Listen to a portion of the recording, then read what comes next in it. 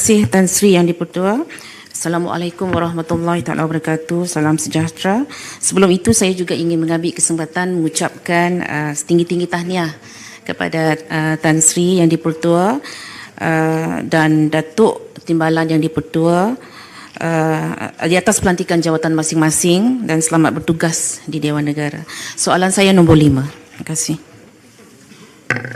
Assalamualaikum warahmatullahi wabarakatuh dan salam sejahtera.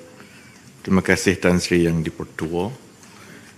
Saya berdoa dengan kepimpinan Tan Sri Yang di-Pertua dan Datuk Timbalan Yang di-Pertua akan berjaya mengangkat martabat Dewan Negara, terutamanya dikala negara berada di persimpangan yang penting seperti sekarang ini. Untuk maklumat yang berhormat, pangkalan data utama ataupun padu secara dasarnya merangkumi pewujudan instrumen untuk mengintegrasikan semua maklumat yang komprehensif dan mampan bagi menilai keperluan dasar negara, di samping juga memastikan pengurusan sistem dan bantuan sosioekonomi negara berlaku dengan lebih tepat dan adil, terutamanya apabila kita mengambil keutamaan untuk menstabilkan kedudukan fiskal negara. Platform ekosistem digital bersepadu ini akan mengintegrasikan maklumat individu dan isi rumah rakyat Malaysia yang akan menggariskan tahap sosioekonomi sehinggalah ke pendapatan boleh belanja bersih rakyat Malaysia.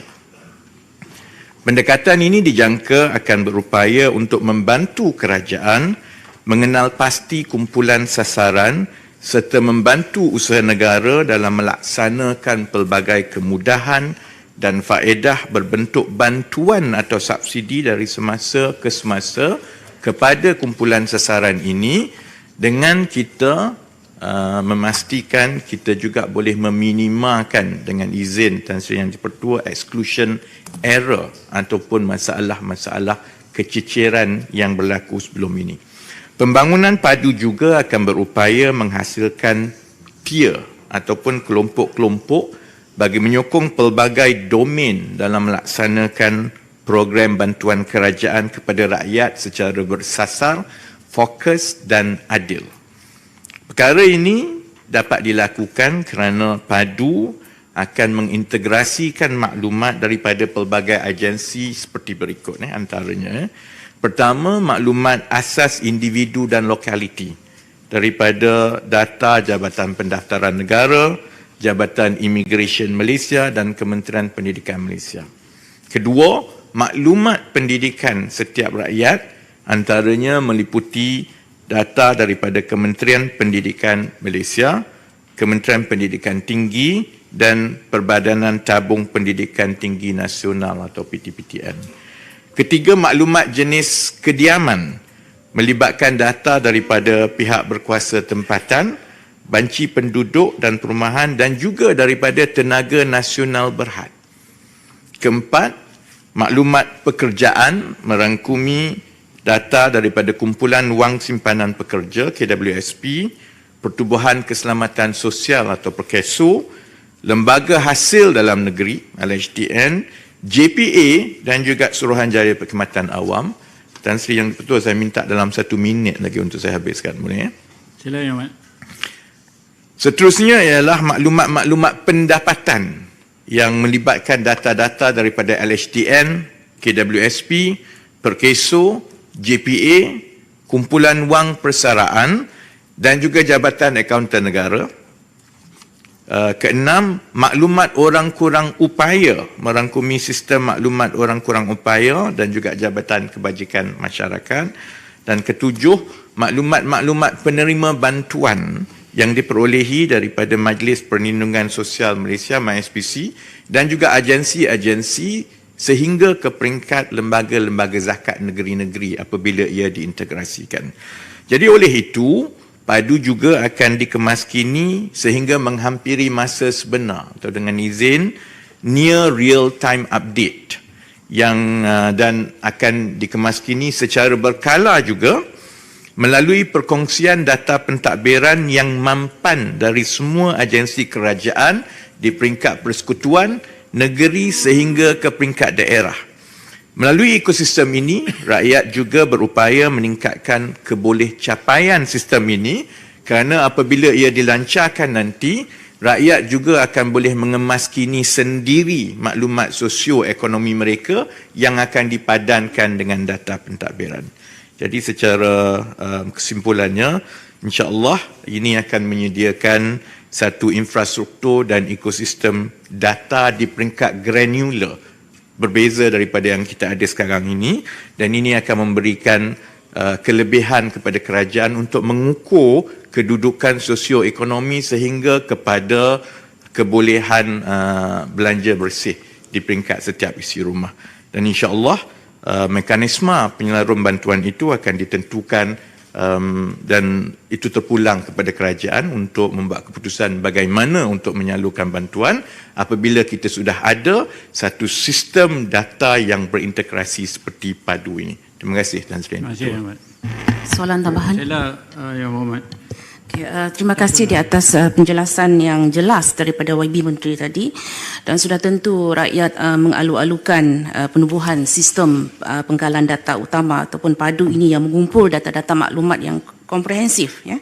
Jadi soalan saya, apakah langkah-langkah keselamatan yang diambil untuk melindungi data pribadi individu dalam sistem PADU ini daripada digodam ataupun dihack, menyebabkan data-data pribadi individu ini terdedah kepada anasir yang tidak bertanggungjawab yang akan menggunakan data pribadi individu ini untuk tujuan yang menyalahi undang-undang contohnya. Terima kasih.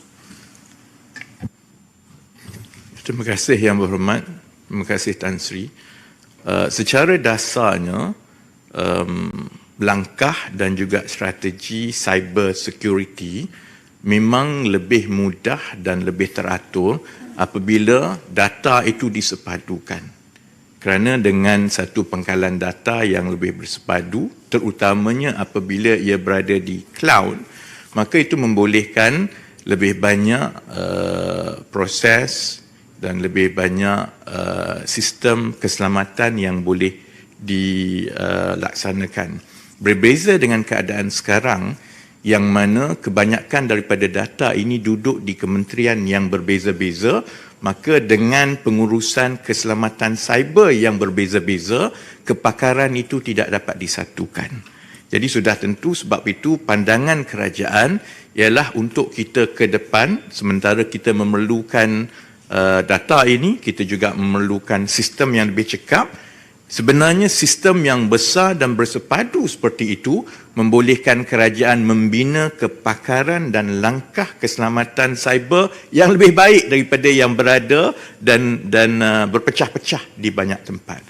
Sudah tentu dari segi secara terperincinya, perkara itu akan dilaksanakan oleh agensi-agensi yang terbabit, tetapi dengan wujudnya PADU sebagai tulang belakang data kerajaan, itu juga akan disambut oleh pihak kerajaan untuk memastikan tenaga-tenaga pakar dalam bidang sains data dan juga dalam bidang keselamatan sosial ini dipupuk, jawatan dibentuk dan mereka dilatih, dan itu akan meningkatkan tahap kepakaran keselamatan cyber sistem kerajaan secara menyeluruh, bukan sahaja untuk PADU ini tetapi juga untuk keseluruhan sistem yang lain. Terima kasih Tan Sri Yang di-Pertua. Soalan tambahan. Terima kasih Tan Sri. Pertama sekali tahniah Tan Sri dan juga timbalan speaker. Soalan tambahan saya adalah lazimnya apabila kita buat satu sistem, apabila bertukar kerajaan akan berubah. Adakah kerajaan bercadang untuk mengadakan satu bentuk akta untuk memastikan benda ini berlangsung dan juga memaksa setiap kementerian yang ataupun agensi yang bertanggungjawab untuk memberikan data, menyumbang data itu supaya sistem ini dapat berlangsung dan dapat digunakan sepenuhnya. Terima kasih. Terima kasih Yang Berhormat. Soalan yang paling baik kerana itu menerangkan kenapa kita tidak berjaya mengusahakan satu penggalan data yang bersepadu seperti ini sebelum ini. Pertamanya kerana setiap akta itu sebenarnya mempunyai kekangan yang khusus mengenai perkongsian data. Jadi itu sebabnya kenapa sebelum ini bila ada usaha dia tidak berjaya ke arah itu dan akhirnya membawa kepada masalah yang disebut oleh Yang Berhormat tadi. Selalunya dia terbengkalai. Ya. Sebab itu kerajaan akan membentangkan satu akta omnibus mengenai perkongsian data dan juga keselamatan data yang meliputi semua agensi kerajaan yang terlibat supaya kita tidak perlu mengubah dan meminda setiap akta yang terbabit di dalam perkongsian data jabatan-jabatan kerajaan. Melalui akta omnibus ini, ia bukan sahaja akan memastikan perkongsian data itu adalah satu kewajipan yang akan berlaku dengan baik, ia juga akan memastikan bahawa proses perkongsian data itu adalah satu mandat yang akan berterusan mengikut undang-undang demi menjamin bahawa padu ini akan kekal sebagai satu pangkalan data utama kerajaan yang berterusan.